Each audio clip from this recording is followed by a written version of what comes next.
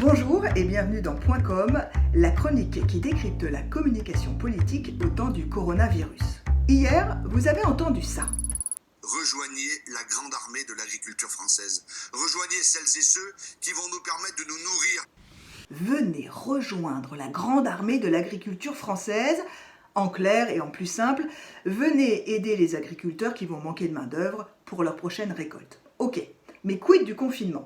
Visiblement, le ministre de l'Agriculture Didier Guillaume a mis la charrue de la communication avant les bœufs. Il aurait lancé son vibrant appel médiatique sans prévenir Matignon. Du coup, le gouvernement a dû s'organiser vite et réagir en publiant un communiqué commun hier soir entre le ministère de l'Agriculture, du Travail et de l'Économie, communiqué qui pose les bases et les modalités de l'emploi de ces futurs travailleurs et qui assure que toutes les mesures de sécurité seront prises, mais sans les détailler. Bref, la communication a précédé l'action et le ministre a parlé trop vite sans prendre en compte le contexte. Il dit « aller au champ » alors que la veille, le Premier ministre Édouard Philippe a durci les règles du confinement et que le jour même, le conseil scientifique, qui est en lien direct avec Emmanuel Macron, préconise un confinement d'au moins 6 semaines.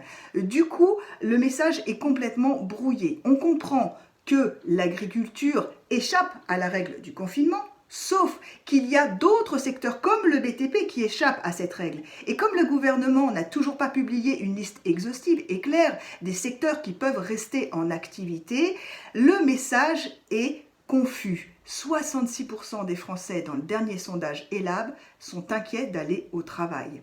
L'injonction contradictoire « restez chez vous, allez au champ » montre une chose, il n'y a pas apparemment de pilote dans la communication gouvernementale.